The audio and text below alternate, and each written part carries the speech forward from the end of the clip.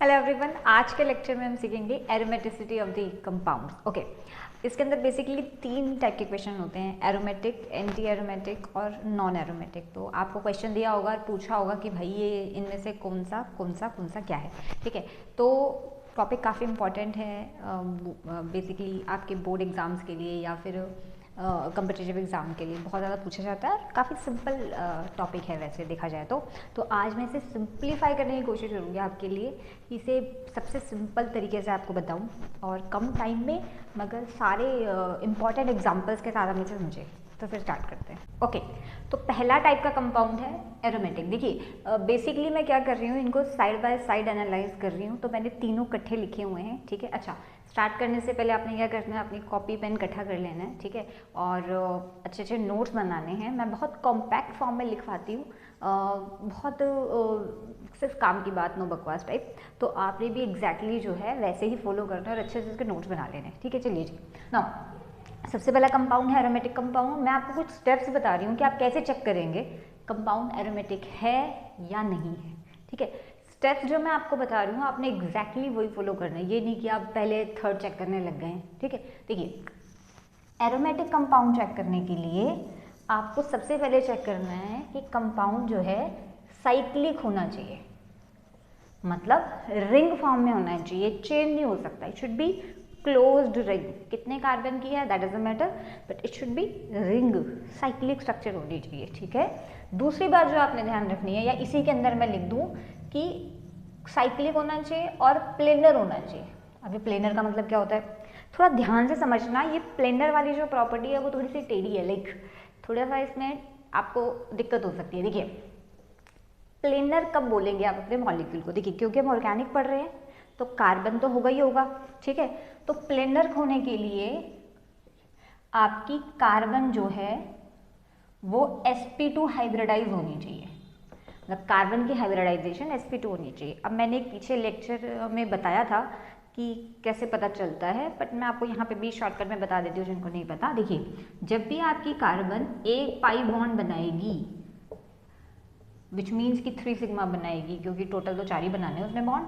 ठीक है, तो एक पाई बॉन्ड और 3 सिग्मा बॉन्ड बनाएगी, वो आपकी sp2 कार्बन होगी।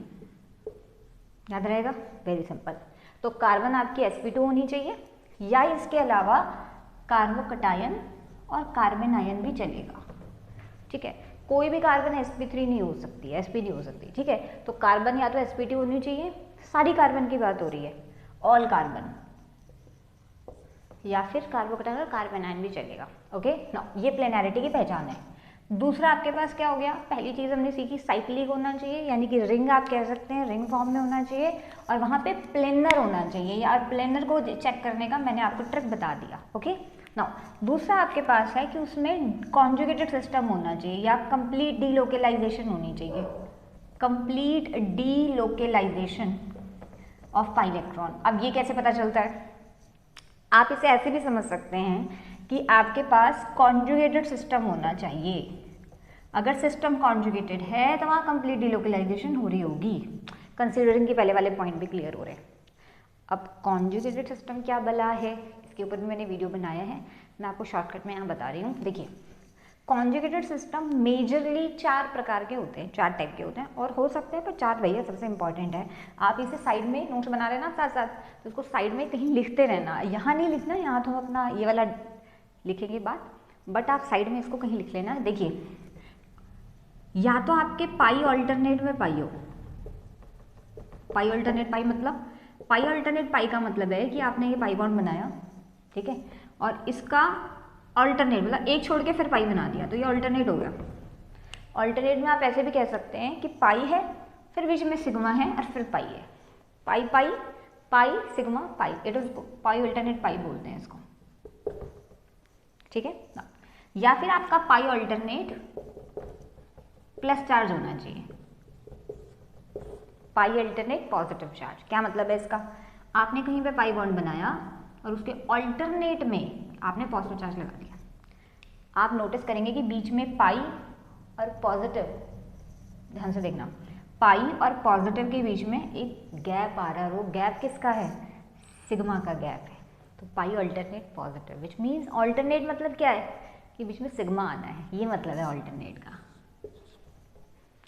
तीसरा कॉन्जुगेटेड सिस्टम हो सकता है कि भैया पॉजिटिव है, सॉरी पाई है और उसके ऑल्टरनेट में नेगेटिव चार्ज है, पाई ऑल्टरनेट नेगेटिव। अगेन आप समझ ही गए हैं कि positive carbon double bond carbon है, ओके, और उसके ऑल्टरनेट में नेगेटिव है। अभी मैंने बताया ऑल्टरनेट मतलब सिग्मा बॉन्ड है बीच में, ये तो ये पाई ऑल्टरनेट नेगेटिव हो गया। एक चौथा प्रकार का कॉन्जुगेटेड सिस्टम होता है pi alternate lone pair, which means कि पाई के ऑल्टरनेट में कोई लोन पेयर होगा, जैसे ऑक्सीजन हो गया या कुछ भी। ऑल्टरनेट मतलब सिग्मा। तो कॉन्जुगेटेड सिस्टम की पहचान क्या है? या तो पाई के ऑल्टरनेट में पाई है, पाई के ऑल्टरनेट में प्लस है, पाई के ऑल्टरनेट में माइनस है, या पाई के ऑल्टरनेट में लोन पेयर है। क्या क्या आ सकता है पाई के ऑल्टरनेट में? Pi plus minus lone pair. मैं भी भूल जाती हूँ कई बार, ठीक है। तो आपने ये कॉन्जुगेटेड सिस्टम याद रखने हैं, वैसे आपको दिख जाएंगे, कोई बड़ी बात नहीं है ना। तो अभी तक हमने क्या सीखा? साइक्लिक प्लेनैरिटी होनी चाहिए, साइक्लिक और प्लेनर होना चाहिए, कंप्लीट डिलोकलाइजेशन होनी चाहिए, यानी कि कॉन्जुगेटेड सिस्टम होना चाहिए। तीसरी चीज़ आपके पास है जो सबसे इंपॉर्टेंट है कि वो हक्कल रूल को फॉलो करना चाहिए। Follow हक्कल rule. अभी हक्कल रूल क्या है भैया? हक्कल जी कहते हैं कि भैया ऐसा है कि अगर आपके पास 4n प्लस 2 पाई इलेक्ट्रॉन्स हैं तो वहाँ पे एरोमेटिसिटी होगी। कितने इलेक्ट्रॉन होने चाहिए? 4n प्लस 2 पाई। अब ये क्या है? देखिए कई बच्चे बोलते हैं कि ये n क्या चीज़ है, पाई इलेक्ट्रॉन क्या। अच्छा, मैं एक बात आपको बता दूं कि मैं भी सिर्फ आपको पॉइंट्स लिखवा रही हूँ, इनके एग्जाम्पल्स मैं इसके बाद आपके साथ शेयर करूँगी। हम सीखेंगे प्रॉपर कि भैया कि कैसे आप क्वेश्चन सॉल्व कर सकते हैं ना। अब कई बच्चे पूछते हैं कि n क्या भला है? क्या n नंबर ऑफ रिंग है, नंबर ऑफ कार्बन है, ये क्या है?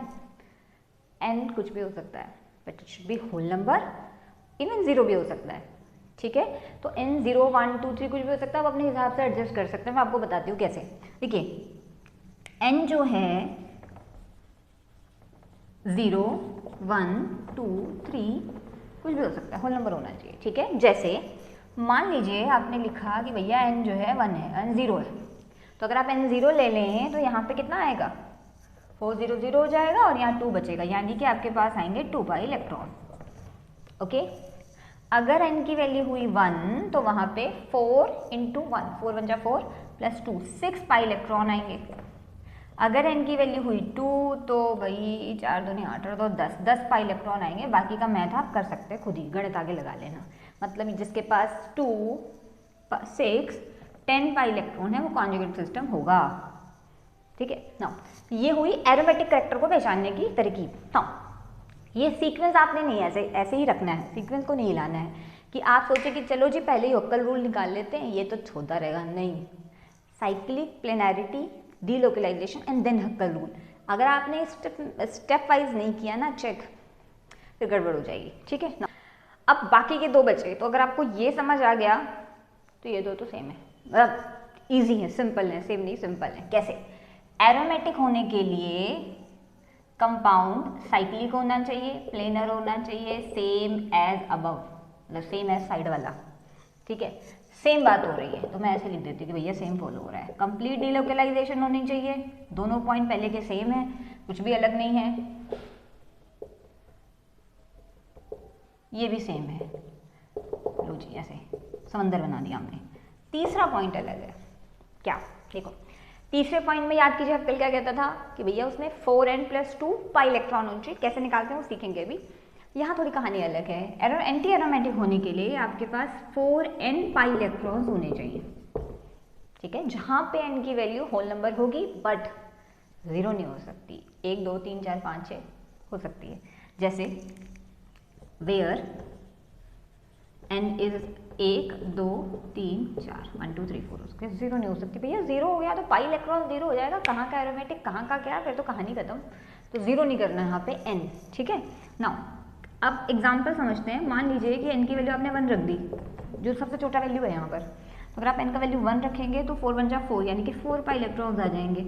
अगर n का वैल्यू 2 रखेंगे तो 4 2 जा 8 पाई इलेक्ट्रॉन आ जाएंगे। n का वैल्यू 3 जा 12 पाई इलेक्ट्रॉन आ जाएंगे। n की वैल्यू 4 रखेंगे तो 16, थोड़ा गणित कमजोर है मैथ थोड़ा कमज़ोर है, टाइम लगता है पहाड़ा पढ़ने में, ठीक है। तो ये आपके पास 5 इलेक्ट्रॉन होने चाहिए एंटी एरोमेटिक होने के लिए। Again I am repeating, N कोई नंबर ऑफ रिंग नहीं है, जो अच्छा लगे वो कर लो, कैसे वो मैं बताऊंगी। अच्छा, अब आप नोट करो कि एंटी एरोमेटिक के पहले 2 पॉइंट तो सेम है, बल्कि मैं चाहूँ तो इन्हें ऐसे भी लिख सकती हूँ, सेम एज दिस वन। मतलब मैं ऐसे लिख देती हूँ कि भाई ये तो सेम है, सेम एज साइड वाले जैसे ही हैं, ठीक है। सेम एज एरोमेटिक भी कह सकते हैं। तीसरा पॉइंट अलग है, नॉन एरोमेटिक क्या होता है भैया? नॉन एरोमेटिक मेरा फेवरेट है, क्योंकि ना नॉन एरोमेटिक के लिए एक ही चीज़ चेक करनी है कि प्लेनर है कि नहीं।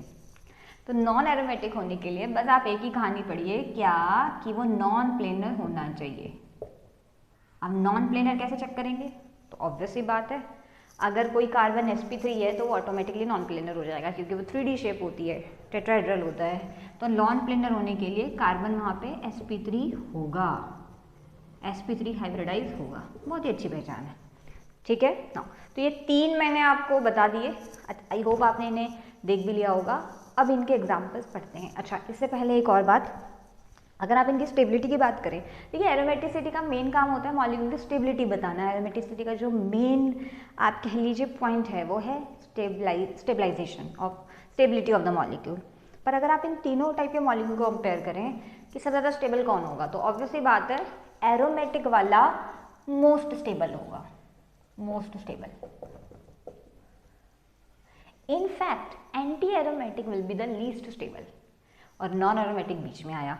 तो मेरे पास जगह नहीं है, इतना ही बोर्ड है मेरे पास, तो मैं यहाँ पर साइड में लिख देती हूँ स्टेबिलिटी ऑर्डर। तो स्टेबिलिटी ऑर्डर इनका होगा एरोमेटिक, एरो लिख दूँ, एरो चलेगा, आप समझेंगे एरो मतलब एरोमेटिक है। एरो सबसे ज़्यादा स्टेबल होते हैं, शॉर्टकट बता दिया, ठीक है। फिर होते हैं नॉन एरो, और सबसे ज़्यादा अनस्टेबल होते हैं, मतलब इन तीनों में एंटी एरो, ठीक है। इसके बाद इसके एग्जाम्पल प्रैक्टिस करते हैं। सो कुछ मॉलिक्यूल्स मैंने यहाँ पे लिखे हैं एग्जाम्पल्स, और जो भी एग्जाम्पल लिखे हैं सारे बहुत ज़्यादा इंपॉर्टेंट हैं। लास्ट में मैं DIY क्वेश्चंस भी दूंगी चेक करने के लिए भैया आपके कितने समझ में आया, ठीक है। तो अभी जो है स्टार्ट करते हैं। देखिए साइक्लोप्रोपिनाइल केटायन, अब हो सकता है कि आपको मॉलिक्यूल डायरेक्ट दिया हो, बड़ी अच्छी बात है, स्ट्रक्चर दे दिया, आदि टेंशन तो वहीं खत्म होगी। पर कई बार उसका नाम दिया होता है मॉलिक्यूल का, तो आपको मॉलिक्यूल का नाम भी पता होना चाहिए, या आपको उसको स्ट्रक्चर बनाना आना चाहिए। तो देखते हैं कैसे। देखो साइक्लो से तो समझ आ रहा है साइक्लिक है ना। प्रोप से समझ आ रहा है कि 3 कार्बन है, प्रोप मतलब 3 कार्बन का चेन है, रिंग आई मीन, ईन आई मतलब एक ईन है यहाँ पे, ईन डबल बॉन्ड को बोलते हैं। कैटायन मतलब पॉजिटिव चार्ज है, ठीक है। तो आपने रिंग बनानी है बेसिकली 3 कार्बन की, ये भी एक डबल बॉन्ड लगा देना है और एक पॉजिटिव चार्ज लगाना है। जहाँ डबल बॉन्ड लगाएंगे ना वहाँ चार्ज नहीं देंगे, जिस कार्बन को आपने डबल बॉन्ड दिया है उसको चार्ज नहीं देना है, दूसरे वाले को देना है। तो इन दोनों को तो डबल बॉन्ड मिल गया, तो चार्ज आपने इसको दे देना है। ये उसका स्ट्रक्चर हो गया। अब इसमें चेक करना है कि क्या है। तो देखिए सबसे पहले याद कीजिए क्या चेक करते हैं आप, साइक्लिक है कि नहीं। तो साइक्लिक, जिसका नाम ही साइक्लो है वो तो साइक्लिक होगा ही होगा, ठीक है। तो साइक्लिक तो ये है, मैं टिक कर देती हूँ कि साइक्लिक तो ये है। फिर आप चेक करते हैं प्लेनर है कि नहीं है, जो काफ़ी इंपॉर्टेंट पॉइंट है। देखिए ये कार्बन पाई बॉन्ड बना रहा है ना, 3 कार्बन है, आपने हर किसी को चेक करना है। तो ये तो sp2 है ही, ये कार्बन में पाई बॉन्ड बना रहा है, तो ये भी sp2 है। और कार्बोकटायन तो sp2 होते ही हैं, ठीक है। तो ये भी sp2 हो गया, तो सारे कार्बन sp2 हैं, मतलब हाँ जी सही है बात, ये प्लेनर है। क्या ये कॉन्जुगेटेड सिस्टम है? देखते हैं, खैर मैंने तो पहले ही टिक कर दिया। देखते हैं कॉन्जुगेटेड सिस्टम है कि नहीं। देखो पाई ऑल्टरनेट पॉजिटिव, आप समझ पा रहे हैं। देखिए पाई है, उसका एक छोड़ के पॉजिटिव चार्ज है, पाई सिग्मा पाई, पाई सिग्मा पाई, तो हाँ ये कॉन्जुगेटेड सिस्टम है। तो अब इसमें लास्ट चीज़ चेक करने को बचती है कि हक्कल रूल को फॉलो करता है कि नहीं। तो इसमें आप पाई इलेक्ट्रॉन गिनिए। देखिए एक ही पाई बॉन्ड है ना, और एक पाई बॉन्ड में 2 इलेक्ट्रॉन होते हैं। पॉजिटिव में कोई इलेक्ट्रॉन नहीं होता, पॉजिटिव तो बेचारा खुद ही गरीब होता है, इलेक्ट्रॉन डेफिशिएंट होता है, ठीक है। तो इसमें कितने पाई इलेक्ट्रॉन हो गए? 2 पाई इलेक्ट्रॉन हो गए, यानी कि इसमें 2 पाई इलेक्ट्रॉन। अब याद कीजिए कि 2 पाई इलेक्ट्रॉन को आप कैसे एडजस्ट कर सकते हैं। अगर आप इसे 4n पाई के रूप में एडजस्ट करें, कि आप सोचें कि भैया 4n पाई में एडजस्ट हो सकता है, तो शायद नहीं हो सकता है। क्यों नहीं हो सकता है? क्योंकि n का वैल्यू 1 होता है मिनिमम, तो 4 1 जा 4, तो मिनिमम वैल्यू में भी 4 इलेक्ट्रॉन आ रहे हैं, तो ये 4n में तो एडजस्ट ही नहीं हो रहा। अब करते हैं इसे 4 and 2 पाई में एडजस्ट। अगर आप n 0 रख दें, अब ये खुद की अक्कल है, देखो उसने तो नहीं बताया n कितना रखना है, पर आप जो लग रहा है भैया यहाँ सही बैठ रहा है, आप वो रख सकते हैं। तो n की वैल्यू आपने 0 रख दी, सॉरी हाँ 0 रख दी, 1 रखेंगे तो 6 आएंगे ना, 6 तो है ही नहीं, तो 0 रख दिया तो कितना पाई आएगा, 2 पाई आएगा, उतना ही तो है। यानी कि हाँ ये 4 and 2 पाई के हिसाब से एडजस्ट किया जा सकता है, विच मीन्स कि ये हक्कल को फॉलो करता है। ठीक है, तो यानी कि ये क्या हो गया, ये हो गया एरोमेटिक। समझ रहे हैं आप बात को? ठीक है, चलिए जी, इसके बाद अब दूसरा करते हैं क्वेश्चन। अच्छा, अगर आपको लग रहा है कि भैया हमें तो समझ आ गया एक ही बार में, तो बहुत अच्छी बात है, आप इस पूरे बोर्ड का स्क्रीनशॉट लीजिए और खुद लगाइए क्वेश्चन। ठीक है, और 5 मिनट बाद फिर दोबारा आइए वीडियो पे, या पॉज कर दीजिए वीडियो को और चेक कीजिए कि आपने सही किया है कि नहीं। ये भी बहुत अच्छा तरीका है, बट अगर आपको भी लग रहा है कि भैया कॉन्फिडेंस नहीं बिल्डअप हुआ है, थोड़ा और बताइए, तो फिर आप बने रहिए हमारे साथ। साइक्लोप्रोपिनाइल अनायन, विच मीन्स कि अगेन साइकिल है, साइकिल बोल रहा है, प्रोप मतलब 3 कार्बन है, अनायन मतलब उस पर नेगेटिव चार्ज है। अब वही बात कि आपने साइकिल बना दी, डबल बॉन्ड बना दिया, प्रोपिनाइल मतलब एक डबल बॉन्ड बना दिया, आई होप मैंने एक ही बताया हो पहले, प्रोपिनाइल एक डबल बॉन्ड बना दिया, अनायन बना दिया, मतलब नेगेटिव चार्ज आ गया। अब ये नेगेटिव चार्ज आप डबल बॉन्ड वाले कार्बन को नहीं देंगे, तो कौन बचा, ये बचा, यहाँ दे दिया आपने। ठीक है ना, क्या ये साइक्लिक है, हाँ जी साइक्लिक है, दिख ही रहा है। क्या ये प्लेनर है, well we have to check, ये sp2 है, ये sp2 है और नेगेटिव वाला इंक्लूड करना है, मैंने आपको बताया था, तो हाँ ये प्लेनर है, नेगेटिव कार्बन को इंक्लूड करना है।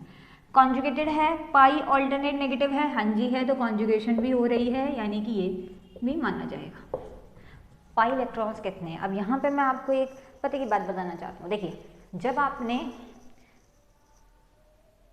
बढ़िया, जब आपने पाई इलेक्ट्रॉन गिने, तो यहाँ पे आपने इस पाई को गिन लिया, ठीक किया, प्लस को नहीं गिना बिकॉज प्लस में इलेक्ट्रॉन नहीं होते, पर यहाँ आप नेगेटिव चार्ज को गिनेंगे। क्यों गिनेंगे, क्योंकि जब रेजोनेंस होगी, मैं आपको थोड़ा सा बता देती हूँ करके, तो ये जो नेगेटिव चार्ज है ये पाई बॉन्ड बनाएगा, जैसे ये यहाँ गया और ये यहाँ गया,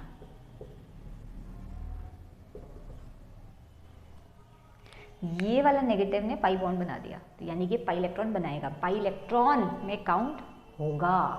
प्लस क्यों नहीं किया हमने, क्योंकि प्लस में डेफिशिएंसी होती है, प्लस पाई बॉन्ड नहीं बना सकता भाई, प्लस तो खुद ही बहुत गरीब होता है, इलेक्ट्रॉन डेफिशिएंट होता है। ठीक है, तो इसीलिए आप कितना बोलेंगे कि भैया 2 इलेक्ट्रॉन तो यहाँ हैं और 2 इलेक्ट्रॉन यहाँ हैं, 2 + 2 4 इलेक्ट्रॉन्स। ठीक है, तो इसमें 4 पाई इलेक्ट्रॉन्स हैं, याद कीजिए 4 पाई इलेक्ट्रॉन। अच्छा, जो बच्चे सोच रहे हैं कि इसका आगे क्या कर सकते हैं, तो इसको आगे फर्दर हम रेजोनेंस कंप्लीट कर सकते हैं। ये मैं अभी आपको ये रेजोनेंस स्ट्रक्चर नहीं बता रही हूँ, क्योंकि मेरा मकसद आपको भी रेजोनेंस स्ट्रक्चर बताना नहीं है, सिर्फ आपको क्वेश्चन निकल जाए आपका कम से कम टाइम में, कम से कम मेहनत में, ये बताना है, इसलिए मैं आपको ये वाला पार्ट नहीं बता रही हूँ, बट मैंने आपको बता दिया कि हाँ नेगेटिव चार्ज भी पाई बॉन्ड बनाएगा। नाउ अब आपके पास आता है भैया 4 पाई इलेक्ट्रॉन है, तो 4 पाई इलेक्ट्रॉन को आप कैसे लिखेंगे, 4 पाई इलेक्ट्रॉन्स को मैं रब कर देती हूँ, जगह नहीं है मेरे पास इतना लिखने के लिए। 4 पाई इलेक्ट्रॉन्स को आप 4n + पाई फॉर्म में लिख सकते हैं, it is 4n pi electron type. तो याद कीजिए साइक्लिक है, प्लेनर है, कॉन्जुगेटेड है, मगर 4n पाई है, तो क्या होगा,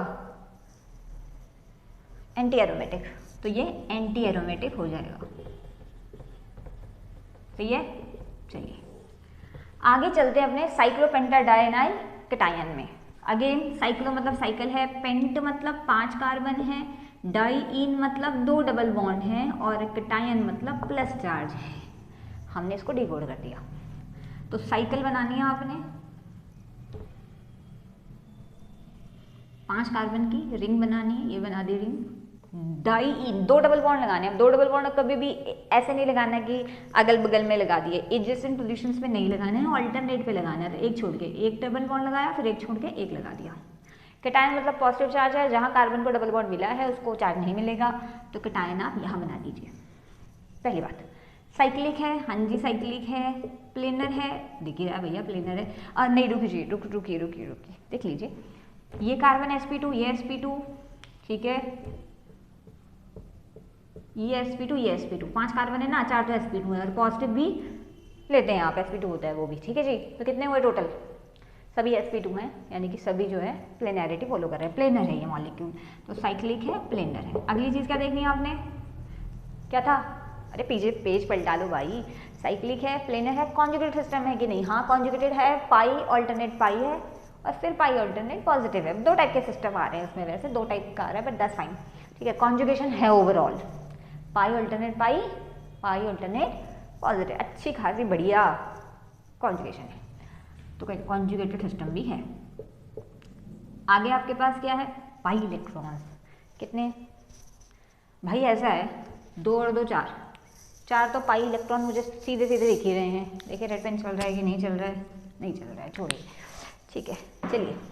तो 2 पाई इलेक्ट्रॉन तो ये रहे और 2 ये रहे, ठीक है जी। और ये तो नहीं मानेंगे हम, प्लस तो इलेक्ट्रॉन, प्लस वाले काउंट नहीं करते, इलेक्ट्रॉन नहीं होते उनमें। तो 2 और 2 4, तो कितने पाई इलेक्ट्रॉन हुए, 4 पाई इलेक्ट्रॉन हुए। 4 पाई इलेक्ट्रॉन वाला क्या होगा, एंटी, अभी बताया था, एंटी एरोमेटिक होगा, सही है। चलिए आ जाइए फिर, साइक्लोहेप्टाट्राईन, आयन नहीं है, सिंपल ईन है, तो क्या मतलब है, साइक्लो मतलब साइकिल बना देनी है आपने, रिंग बना देनी है, हेप्टा मतलब 7 कार्बन बनाने हैं, ट्राईन 3 डबल बॉन्ड लगाने हैं, एक छोड़ के लगाते जाइए। इन आयन नहीं है ये, केटायन एनायन कुछ नहीं लिखा था, ऐसे छोड़ दो ऐसे, ये रहा हमारा मॉलिक्यूल। अब भाई ये क्या चीज़ है, तो देखिए अगेन वहीं से स्टार्ट करते हैं, साइक्लिक है, हाँ जी साइक्लिक तो है। क्या ये प्लेनर है, देखिए इसमें डबल बॉन्ड जहाँ पे आ रहा है वो तो sp2 कार्बन है, जैसे एक, जैसे ये सब sp2 हैं, ये सब sp2 हैं, नेगेटिव चार्ज नहीं है, मैं टिक कर रही हूँ, सब sp2 हैं। आप नोटिस करेंगे कि जो ये वाली कार्बन है बेचारी, ये वाली, ये इस कार्बन को पाई बॉन्ड नहीं मिला है, नहीं मिला है ना, तो ये कार्बन सिग्मा बॉन्ड बना रही है, सारे के सारे सिग्मा, और सारे के सारे सिग्मा कौन होते हैं, sp3 हाइब्रिडाइज कार्बन होते हैं। sp3 कार्बन हमेशा नॉन प्लेनर होती है, तो ओवरऑल आप क्या कहेंगे कि ये नॉन प्लेनर है। और याद कीजिए कि जब नॉन प्लेनर होता है तो मॉलिक्यूल क्या हो जाता है, नॉन एरोमेटिक, तो नॉन एरोमेटिक आपका मॉलिक्यूल हो गया। समझ पा रहे हैं आप क्या है, अगर एक भी sp3 कार्बन आ गई, प्लेनैरिटी गई, बस गई, है ही नहीं, प्लेनर नहीं है वो, ठीक है। Now next molecule we have a cyclooctatetraene. अब ये थोड़ा सा ध्यान से देखना है इस मॉलिक्यूल को, एक्सेप्शन है ये, वैसे मैं लिख देती हूँ एक्सेप्शन। क्या है इसमें एक्सेप्शन, एक नज़र में आपको लगेगा कि भाई ये तो एरोमेटिक है, कैसे, साइकिल बनानी है, 8 कार्बन है,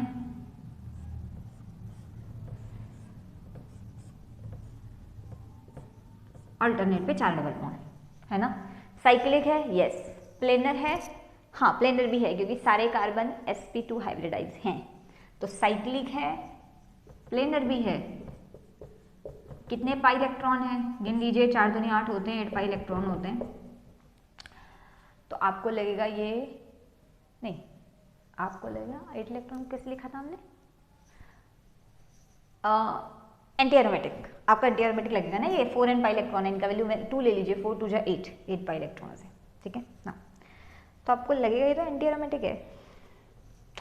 एक्चुअली अगर आप बुक्स में देखेंगे तो इसको नॉन एरोमेटिक लिखा हुआ है। अभी नॉन एरोमेटिक कैसे हो गया भाई, प्लेनैरिटी तो इसमें है। देखिए ऑर्गेनिक में क्या होता है, कई बार जब मॉलिक्यूल बहुत बल्की होता है, रिंग बहुत बल्की होती है, भारी होती हैं, भारी मतलब आप ऐसा समझिए कि उसमें बहुत सारे कार्बन हैं, 8 9 10 11 12 13, वो अपने आप को नहीं संभाल पाती, तो उसकी शेप डिस्टॉर्ट हो जाती है। यहाँ पे इस मॉलिक्यूल में क्या सीन रहता है कि ये ऐसे एग्जिस्ट नहीं करता है, ये अब आप ऐसे समझिए कि मान लीजिए कि आपके पास ये है, ठीक है, तो अब ये प्लेनर है ना। अभी क्या रहता है कि ये जो है ना, अगर मैं इसको ऐसे कर दूं, ऐसे, तो क्या ये अभी भी प्लेनर है, नहीं, अब प्लेनर नहीं, इसकी प्लेनैरिटी खराब होगी।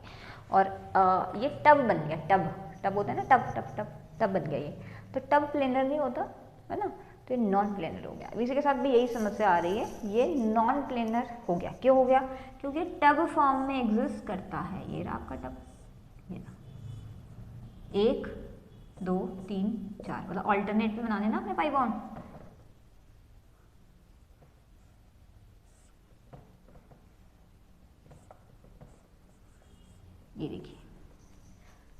4 बॉन्ड बना दिया आपने, तो ये ऐसे एग्जिस्ट करता है, टब शेप।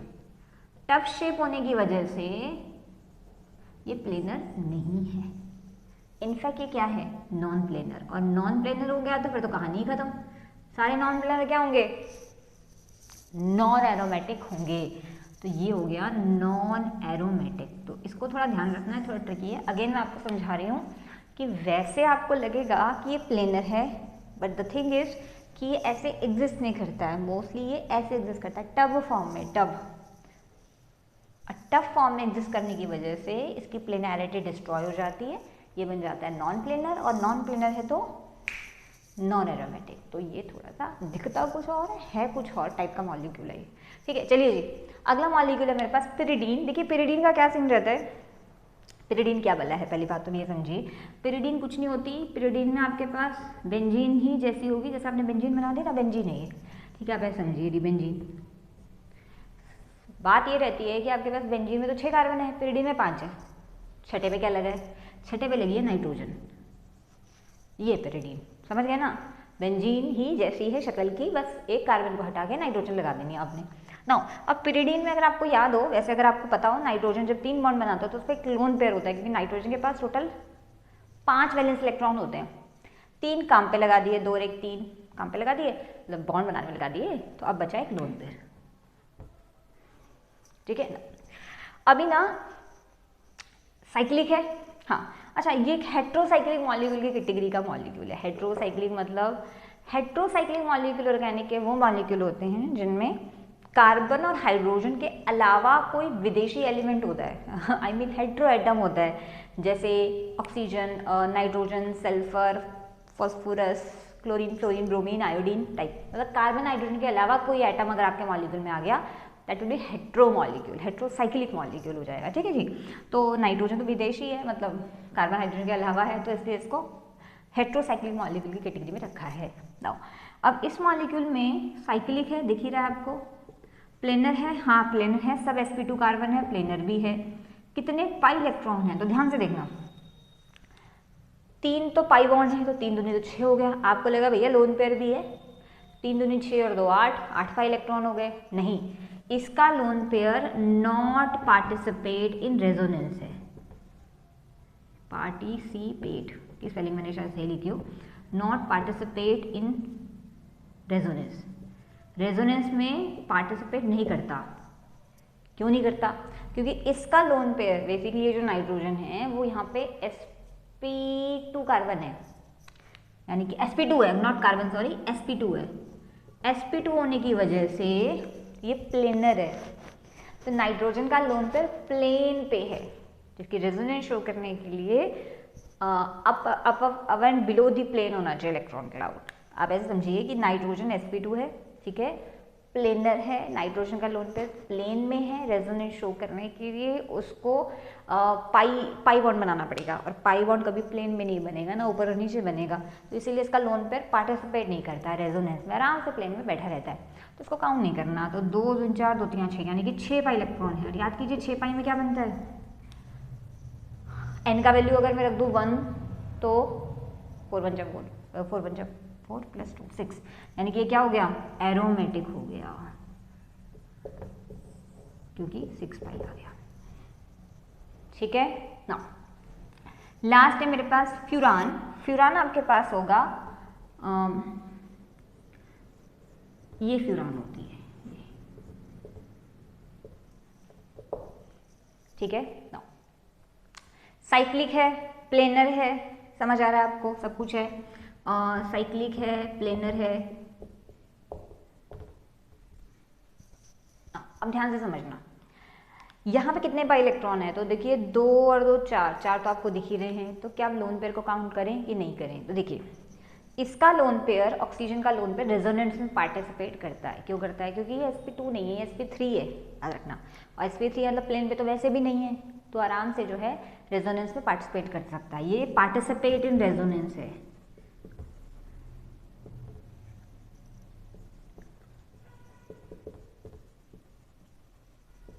पर एक टाइम पे एक ही करेगा, ये नहीं कि 2 2 लोन पेयर पार्टिसिपेट करा दिए, एक लोन पेयर पार्टिसिपेट करेगा एट वन टाइम। तो 2 2 4 और 2 3 6, तो इसको मान लेते हैं कि भैया जैसे ये पार्टिसिपेट करेगा तो टोटल कितने हो गए, 6 पाई इलेक्ट्रॉन हो गए, इसीलिए ये एरोमेटिक हो गया।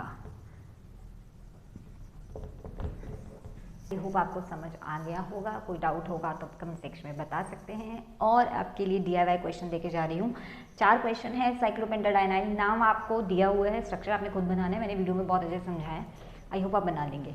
एक थायोफीन भी है, थायोफीन ऐसा होता है, देख लीजिए, ठीक है। और जल्दी से मुझे कमेंट सेक्शन में बताना कि इनके आंसर्स क्या होंगे। क्वेश्चन वही है कि which of the following categorize following is as aromatic, anti aromatic और non aromatic category. Okay now, तो आज के लिए इतना ही खत्म करते हैं। अगर आपका कोई क्वेश्चन होगा तो आप कमेंट सेक्शन में बता देना। Till then bye.